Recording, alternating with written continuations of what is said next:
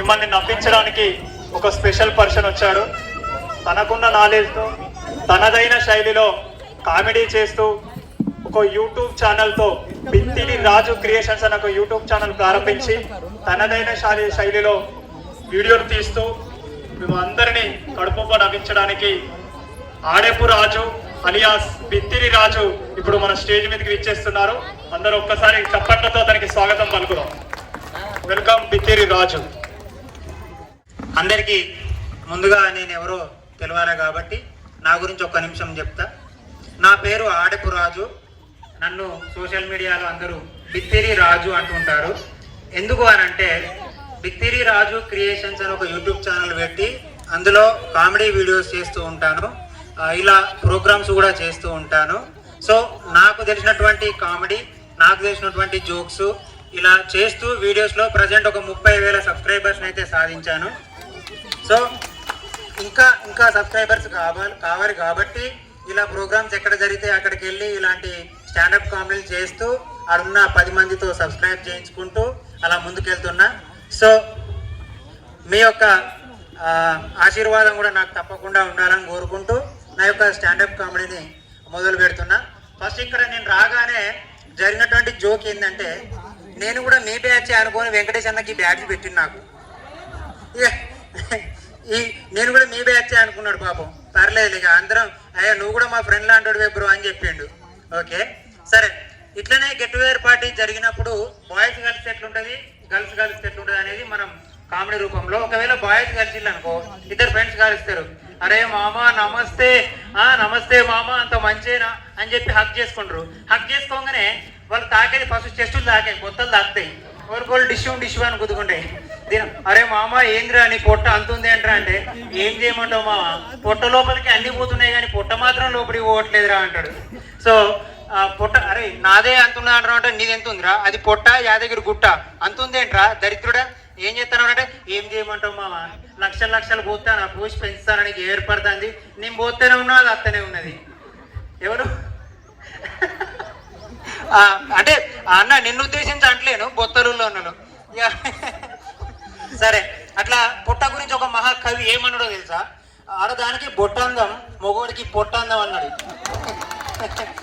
సరే ఇక అమ్మాయిలు కలిస్తే ఎట్లుంటది, అమ్మాయిలు కలిస్తే ఉన్నది ఇక అబ్బా నేను అట్లేసి మస్తున్నదే, అబ్బాయి నీ బొట్టు పిల్ల సూపర్ అనేది, ఇడ్లీ మంచిగా ఉన్నది, ఈ ఇయర్ రింగ్స్ ఎక్కడ కొన్నవే సూపర్ ఉన్నాయి, అబ్బాయి శారీలో ఈ పాలు ఈ డిజైన్ మస్తు ఉంది తెలుసా, అవి చూసినావా అనే మనకంటే మస్తు శారీ వచ్చింది, అగో గదానికి గంత మేకప్ అవసరం అనే తగ్గట్టు పూసుకొని వచ్చింది షీ అని చెప్పేసి ఒకరి గురించి ఒకరు చెప్పుకుంటూనే ఉంటారు. నేను ఇక్కడికి వచ్చినప్పటి నుంచి ఒకటి అబ్జర్వ్ చేసిన, బాబా వాళ్ళు ఏదో భయపడకుండా ఏదో మాట్లాడుకుంటూ ఉన్నారు, వాళ్ళు మాట్లాడలో ముచ్చటినాక వాళ్ళ ముచ్చట్లు వాళ్ళు పెడతారు ఆడవాళ్ళు. ఈ ఆడవాళ్ళకి ఏడి పోయినా వీళ్ళు సచ్చదాకా ముచ్చట్లు ఉడిపోయి ఏదో ముచ్చట పెడుతూనే ఉంటారు, అంతేనా కదా. సో ఇట్లనే ఒక గెట్ టుగెదర్ పార్టీ జరుగుతుంది. ఆ గెట్ టుగెదర్ పార్టీలో సపోజ్ రమ్య, ఉషా, జ్యోతి అని ముగ్గురు అనుకుందాం అమ్మాయిలు, వాళ్ళు ముగ్గురు కలిసి ఇట్లనే కూర్చొని మాట్లాడుకుంటారు. ఏమే రమ్య మీ ఆయన ఏం చేస్తాడే, ఓ మా ఆయన కండక్టర్ అంటే టికెట్ వెనక రాసినంత చిల్లర అంతా మీ ఇంట్లోకే అన్నమాట.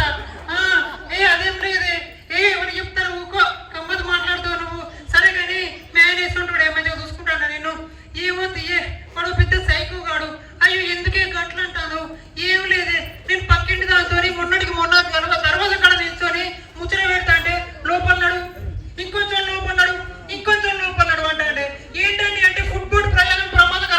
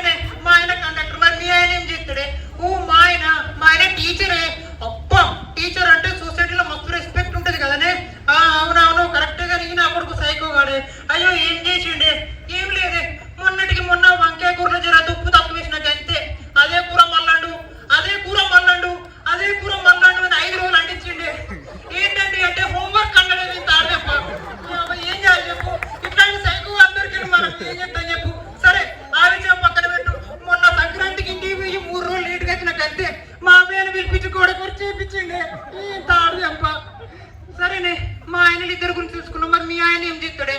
ఓ మా ఆయన పొలిటీషియనే, రాజకీయ నాయకుడు. అబ్బా, రాజకీయ నాయకుడు అంటే మస్తు పైసలు వెనకేసుకోవచ్చు అన్నమాట. అదేం లేదే, అందరు మంచిలాగా నీ నా కొడుకు సైకోవాడే. అయ్యో ఏం చేస్తాడే? ఏం లేదే, ఎవరైనా నెల తప్పితే ఏం చేస్తారు? ఇలాంతా చక్కెర నోట్లో పూసి ఎత్తుకొని గిర్రన తిప్పి కంగ్రాచులేషన్ చెప్తారు.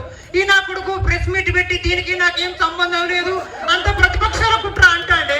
వీడన్న మనిషి నాన్న నాకు అర్థం కాదు. ఇంత రాజకీయాలు ఏమన్నా ఉంటే బయట చూసుకోవాలి కానీ ఇంత నాన్న ప్రెస్ మీట్ పెట్టి అవ్వ నా గురించి బయట చెప్తాడు అనేవి ఇంత ఆడదేంపా షీ అని చెప్పేసి ఇట్లా ముగ్గురు ఆడలు మాట్లాడుకుంటే ఎట్లుంటది అంటే జోకనే, రియల్ గా అట్లా మాట్లాడుకోరు. కానీ సరే, దాదాపు గెట్ టుగెదర్ పార్టీ అనగానే ఎవరైనా సరే వాళ్ళ క్లాస్ రూమ్ లో జరిగినటువంటి మెమరీస్ చెప్పుకోవాలి. చాలా మంది చెప్పుకుందామని ట్రై చేసి కానీ ఇక్కడికి వచ్చినాక సగం గొంతు అటే పోతుంది, సగం గొంతు బయటకు వస్తుంది. చాలా మందిని అబ్జర్వ్ చేసిన. సో నాకు జరిగినటువంటి నా రియల్ లైఫ్ లో జరిగింది చెప్తా. నా పక్కన ఇటు వెంకటేష్ అంటోడు కూర్చుంటాడు, ఇటు సంతోష్ అంటోడు కూర్చుంటాడు. మేము ఫస్ట్ బెంచ్ లో కూర్చుంటాం. నేను ఫస్ట్ బెంచర్నే, నేను కూడా ఒక టాపర్ అన్నట్టు. ఒకప్పుడు 8.7 వచ్చినాయి, అప్పుడు అదే ఎక్కువ మాకు 10th లా. సో నేను 8th క్లాస్ ఉన్నప్పుడు అట్లా కూర్చునేది కదా, ఫస్ట్ బెంచ్ లో కూర్చున్నప్పుడు తెలుగు మేడం వచ్చింది. గుడ్ మార్నింగ్ మ్యామ్ అని దీర్ఘ ఒక పాట పాడేది ఇంత పొడుగు. మేము ఒడగొట్టేది అమ్మాయిలు, అబ్బాయిలు తొందరగా ఒడగొట్టేది, అమ్మాయిలు అడిగా గుడ్ మార్నింగ్. ఈ ఊగుతారు గుడ్ మార్నింగ్ అని చెప్పడం, కానీ ఊడు ఎక్కువ అవుతుంది. సరే, ఆ గుడ్ మార్నింగ్ చెప్పి అయిపోయింది. మేడం వచ్చి, అరే నాన్న ఈరోజు నాకు కొంచెం హెడ్ఏక్ ఉంది, ఏమనుకోకుండా కొంచెం స్టడీ అవర్లో చదువుకోండి మీరు, నేను నా వర్క్ నేను చేసుకుంటా అని చెప్పేసి అన్నది. సరే అని చెప్పేసి క్లాస్ లో 40 మంది సైలెంట్ ఉన్నారు. మొత్తం పిన్ డ్రాప్ సైలెంట్ అన్నాడు. పిన్ కింద పడ్డా సోనాడు తగ్గినది. నా పక్కపని కూర్చున్న వెంకటేష్ గారు డొర్ర అని పిచ్చి విచ్చాడు. ఈయన కొడుకు సరే పిచ్చినోడు అప్పుడే ఉండగా నా ముఖం చూపించి షిషి అవే షిషి అంటాడు. ఈ ఉన్న 40 మంది మొత్తం అమ్మాయిల అబ్బాయిలు అందరూ నేనే విత్తనం కావచ్చు అనుకున్నారు. నా ఇజ్జత్ పోయింది ఆ రోజు.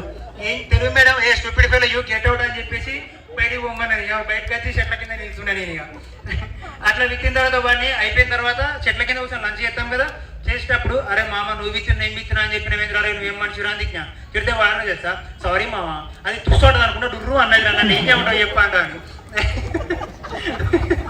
పాపం వాళ్ళు నవ్వలేక చచ్చిపోతాను. అన్న ఏమైంది అన్న? సర్లే, మీ క్లాస్ లో కూడా అన్నారు అయింది అట్లా. సరే వెంకటేశ్వర అట్లా కూడా అయిపోయింది. ఇంకోటి దిలీప్ అని ఉంటాడు. ఆడు ఈ పెన్నుకు రబ్బర్ పెట్టి పేపర్ ఇట్లా మడత పెట్టి ఇసి పెడితే సుర్రమని ఆడుతుంది. అది మీకు తెలుసో తెలియదు, ఎవరికన్నా ఐడియా ఉందా? పెన్ను గుట్టలోంచి బాయ్స్కి అయితే బాగా అలవాటు ఉంటుంది, వెనక కూర్చొని తీరపాలన చేస్తాం కాబట్టి ఆ లంబర్ అనుకుని ఈ సంపది మెడలకు సుర్రు అంటది వెనకకెళ్ళి నోడు కొడితే. అట్లా అదే రోజు అదే పీరియడ్ లో నన్ను వెంకయ్యానికి కొడదామని చూసాడు దిలీప్ అన్నట్టు. అది కాస్త మా మధ్యలోకి వెళ్ళి పోయి తిరుగుమడానికి ఇక్కడ తాకింది కంతకు. ఇక్కడ తాకితే మేడం ఏ స్టూపిడ్ పేలో ఎవరు రావాడు అని చెప్పేసి అని అంటే అందరికి వెనక తిరిగిళ్ళు. వెనక 4 కూర్చున్నారు. రమేష్, అనిలు, దిలీప్, కుమార్ 4 కూర్చున్నారు. ఎవర్రా మీ 4 ఎవరా లేతరా అని చెప్పేసి అంటే దిలీప్ వాళ్ళు లేతలేడు. తప్పు చేసినా నేనే చేసిన ఒప్పుకుంటాడా? ఒప్పుకోడు. ఏం చేసింది మొత్తం ఉన్న బాయ్ అందరినీ బయటకు పెట్టి మనిషికి 40 బస్కి తెప్పించింది బయట మీరు తెలుగు మేడం. సో అట్లాంటి మెమరీస్ ఉన్నాయన్నమాట. ఇంకా ఒక తాగుబోతు భర్త ఉంటే పాపం భార్యలకు ఎంత ఇబ్బంది ఉంటుంది అనేది చిన్నగా కామెడీగా అన్న నీకు చైన్ వస్తే సెల్లు వెరటోళ్ళకి ఇయ్యే, ఎందుకంటే వెంకటేష్ అన్న నాకు బ్యాడ్జీ పెట్టిండు అన్న. సరే, ఒక తాగుబోతు భర్త కామెడీ ఎట్లుంటుందని చెప్పిస్తా. కలుదా కలుసుకుందా ఏంటండి ఈరోజు కూడా చిల్ల వస్తే పిచ్చిమో కదా. తాగితే లోకం ఎంత మర్యాద జరిగినా నీకు చెప్తా. నేను కడుపు నిండా తాగి మన ఇదేంటిది ఊరి పేరు ఏం పేరు హైదరాబాద్ రోడ్డు మీద వండుకుంటే కండక్టర్ బస్సు డ్రైవరు ఆడికి వచ్చి కీకన ఆరం కొట్టిండు. నేను లేవలే. కీకన ఆరం కొట్టిండు, నేను లేవలే. కండక్టర్ బస్ డ్రైవర్ ఇద్దరు దిగొచ్చి కాళ్ళు కూడా చేతులు కూడా పట్టుకొని నన్ను మర్యాదగా రోడ్డు పక్క కూర్చోబెట్టిలే. అంత మర్యాద ఇచ్చిలే నాకు. నీకేవరికైనా తాగుతే ఎంత మర్యాద ఉంటుంది అనేది. నీ ఇంకా నయ్యం ఆ బస్సు మీదకి ఎక్కితే నీ పీడ వాసు సత్తు దగ్గర పడకం వస్తే పిచ్చిపోకనా. నా మీదకి వెళ్ళి పెద్ద పెద్ద విమానాలే పోతానే, అప్పుడు బస్సు పోతే నాకేమవుతుంది? అదే పిచ్చితనం ఉన్నారు. సరే కదా ఇంట్లోకి రాని తాడుదెంప. ఇగో నేను తాగుతే నాకు పెద్ద మ్యాజిక్ వచ్చింది తెలుసా నీకు? ఏంటి అది చెప్పి కాలవాడు. ఏం లేదే, నాకు మూత్రం అవుతుందని చెప్పి బాత్రూమ్ డోర్ ఓపెన్ చేసిన, లైట్ దాని చదే వెలిగింది. మూత్రం పోసి డోర్ క్లోజ్ చేసిన, లైట్ దాని చదే బంద్ అయింది. ఊరి దొంగ చచ్చిన రాత్రి ఫ్రిడ్జ్ లో పోసింది నువ్వేనారా నీ తాడు దెంప. ఆ తాగిన మాత్రం ఎడ మొత్తం కూడా తెస్తారా నీకు? బాత్రూమ్ తెస్తలేదు, ఫ్రిడ్జ్ తెస్తారా నీకు? పిచ్చిపోగా తిట్టకు కానీ నాకు ఆకలి అయిపోయినా కొంచెం పువ్వే రాదే దా ఎత్తదా అని చెప్పి వాళ్ళ భార్య ప్రేమతోని అన్నం వేస్తుంది. అయితే ఇప్పుడు ఆయన కోపం ఉన్నది కాబట్టి ఆయన పోడాలి కాబట్టి పొగుడదామంటారు ఇతడు. అబ్బా నీ అవ్వ నేను చిన్నప్పటి నుంచి అన్నం తింటాను కానీ ఇంత తెల్ల ఉన్న అన్నాన్ని ఎప్పుడు తినలేదే నేను. ఇలా 2 చుక్కల సర్ఫెక్సల్ పోసినావా లేకుంటే 2 చుక్కలు ఉజాలా పోసినావా ఇంత తెల్ల ఉన్నది మరి దొంగ తెచ్చిన కూడా అన్నం ఎక్కడైనా తెల్లగానే ఉంటుంది రా నీ తాడదెంప తిను తిను అని చెప్పి వాళ్ళ భార్య ప్రేమతో సాంబార్ పోతుంది. వాడు ఏం చేస్తున్నప్పుడు ఇంకా పొగుడదామని ట్రై చేస్తాడు. అబ్బా నీ అవ్వ ఇది సాంబారా లేకపోతే అమృతమా ఇంత టేస్ట్ ఉన్నాయండి నీ అవ్వ చిన్నప్పటి నుంచి కానీ ఇంత టేస్ట్ ఉన్న సాంబార్ ఎప్పుడు తినలేదే నేను. ఊరి దొంగ సచ్చినోడా నేను మన పెళ్ళైనప్పటి నుంచి 5 సంవత్సరాల నుంచి అండి పెడతానా నేను అండింది నీకు నచ్చలే కానీ ఈ రోజు నాకు పానం మంచలేదని పక్కింటి దాని సాంబార్ అట్టుకొస్తే దాని సాంబార్ నచ్చింది అలా నీకు నీ తాడదెంప అని చెప్పేసి ఆడ గంట అనుకోని డిస్ట్రిక్ట్ సంసార్ అన్నమాట. సో ఇట్లా తాగుబోతులు ఉంటే ఇట్లుంటది. అయితే తాగితే ఏమేమి లాభాలు అనేది ఆ భార్యకు ఆ భర్త చెప్పారు అన్నట్టు. వస్తే పిచ్చిమొగదానా నన్ను తాగుదానని తిడతానో కానీ తాగితే ఎన్ని లాభాలు అనేది తెలుసా నీకు? కళ్ళు తాగితే కైలాసం పోతారు అదే నాన్న, బీర్ తాగితే బ్రహ్మలోకం పోతారు, విస్కీ తాగితే విష్ణులోకం పోతారు, మరి ఏం తాగకుంటే ఎటు కాకుండా పోతారు. కాబట్టి ఏదో తాగాలి అంతే కదా. ఇట్లా ఇంకో చిన్న జోకు. 2 భార్య భర్తలు టూర్కి పోతారు. సపోజ్ లక్నవరం అదొకటి అక్కడ బోటింగ్ ఉంటుంది కదా, బోట్లో ఎక్కి వెళ్తారు కదా. భార్య భర్తలు వెళ్ళిన తర్వాత ఆ బోట్ అనేది రిపేర్ వస్తుంది, ఆ నడి మధ్యలో ఆగిపోద్ది. ఆ చుట్టూ దాంట్లో మొత్తం ముసళ్ళే ఉంటాయి. అప్పుడు ఆ బోట్లో ఉన్న ఆ బోట్ తీసుకెళ్ళిన వ్యక్తి ఏమంటారంటే ఇప్పుడు ఎవరైనా సరే ధైర్యం చేసి అందులో దూకి ముసళ్ళను తప్పించుకొని మొత్తం గడ్డకి ఎక్కితే వాడికి ₹1 కోటి ఇస్తా అని చెప్పేసి ఆఫర్ ఇస్తారు అన్నమాట. అక్కడ ఉన్న వాళ్ళు అందరూ ఆశ్చర్యపోతారు. ఎందుకంటే ఒక సడన్ ఒక వ్యక్తి దుంకుతాడు ధైర్యం చేసి, దీనికి ఆగమాగం గడ్డ ఈద కొట్టుకుంటూ వచ్చి గడ్డకు అత్తాడు.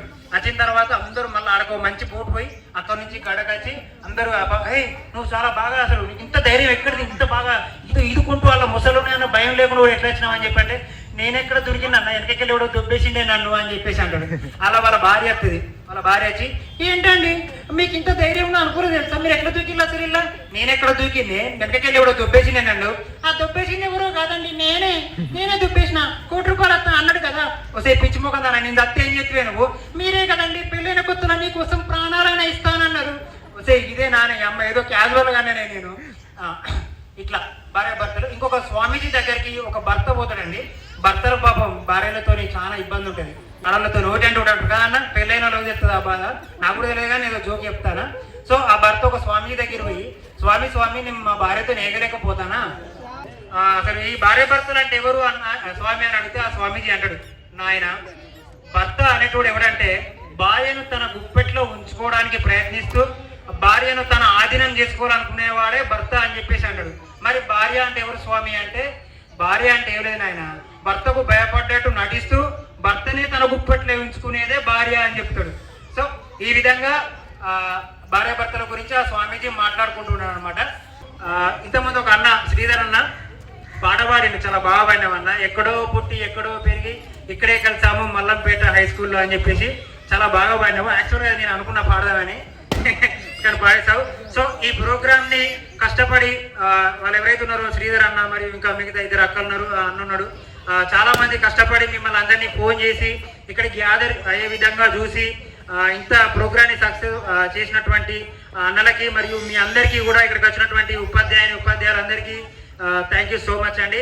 నాకు ఈ ఆపర్చునిటీ తమ్ముడు కామెడీ చేసి మమ్మల్ని అందరినీ కాసేపు నవ్విస్తున్నా అని చెప్పేసి నన్ను వినిపించినటువంటి శ్రీధర్ అన్నకి థ్యాంక్ యూ సో మచ్ అండి. నాకు వచ్చిన ఫీడ్బ్యాక్ కావాలండి. నేను కామెడీ చేశానా, మీకు నవ్వు వచ్చిందా నేను చెప్పిన జోకులు? నాకు వినవడం లేదు. థ్యాంక్ యూ అన్న. నాకు కావాల్సింది అదే అండి, ఎందుకంటే పెళ్లి కాలే అన్న, నాకు పెళ్లి కాలే కాబట్టి ఇంత సంతోషంగా ఉన్నట్టు. ఆ పెళ్ళి అయితే రానిచ్చా అన్న నన్ను ఇదాకా. సో హన్మకొండ నుంచి అన్న పిలువగా నిన్న బయలుదేరి ఇక్కడికి వచ్చిన నాకైతే చాలా సంతోషంగా ఉంది. నేను కూడా ఈ బ్యాచ్ పెట్టంగానే మీ బ్యాచ్ లో కలిసిపోయినా. వాస్తవానికి నాది 2014-15 బ్యాచ్. మీకంటే చాలా చిన్నోనేనా చిన్నోనే, కానీ చిన్నోనైనప్పటికీ నన్ను ఫ్రెండ్ లాగా ట్రీట్ చేసిండు. థ్యాంక్ యూ సో మచ్ అన్న. నాకు ఈ జబర్దస్త్ ఈ చాలా ప్రోగ్రామ్స్ జాతిరత్నాలు అవన్నీ ఆడిషన్స్ తిరుగుతూ ఉంటా. ప్రయత్నిస్తూనే ఉన్నా, కమెడియన్ కావాలి, సినిమాల్లో కనబడాలి, జబర్దస్త్ లాంటి ప్రోగ్రాంలో టీవీలో రావాలి అని చెప్పేసి. సో ఆఫీస్లో చుట్టూ తిరిగి మొసచ్చి నేనే ఒక యూట్యూబ్ ఛానల్ పెట్టుకొని నా టాలెంట్ సోషల్ మీడియా ద్వారా చూపిస్తా అని చెప్పేసి ప్రయత్నం చేస్తున్నా. సో మీరందరూ కూడా తప్పకుండా మన ఛానల్ గుర్తుంది కదా, బిత్తిరి రాజు క్రియేషన్స్. దయచేసి మర్చిపోతారు, ఇంటికి పోతే ఇప్పుడే సబ్స్క్రైబ్ చేసుకోండి. థ్యాంక్ యూ అన్న, thank you so much. Thank you so much Raju. పిలవగానే హన్మకొండ నుండి నిన్న మధ్యాహ్నం 2 గంటలకు బయలుదేరి ఈరోజు ప్రోగ్రామ్ ఎట్లయినా నేను ఖచ్చితంగా అటెండ్ అవుతున్నా అని చెప్పి మా కోసం వచ్చి నవ్వించినందుకు థ్యాంక్ యూ సో మచ్. మీ అందరికీ ఈవినింగ్ గ్రూప్లో లింక్ షేర్ చేస్తా, తప్పకుండా అందరూ సబ్స్క్రైబ్ చేయండి, షేర్ చేయండి, ఇలాంటి టాలెంటెడ్ పర్సన్ ని ఎంకరేజ్ చేయండి. Thank you so much Raju, thank you very much. మన బిత్తిరి రాజుకి చిరు సత్కారం. అతను బిత్తిరి సత్తి లెక్క అతన్ని ఇన్స్పిరేషన్ గా తీసుకుని బిత్తిరి సత్తాలా కూడా చాలా వీడియోస్ ఉన్నాయి, వీడియోస్ మన యూట్యూబ్ లో చూడొచ్చు. కానీ ఆ గెటప్ సెట్ కాక ఈరోజు చేయలేదు. థ్యాంక్ యూ సో మచ్ రాజు, ఇంత దూరం వచ్చి మమ్మల్ని నవ్వించినందుకు.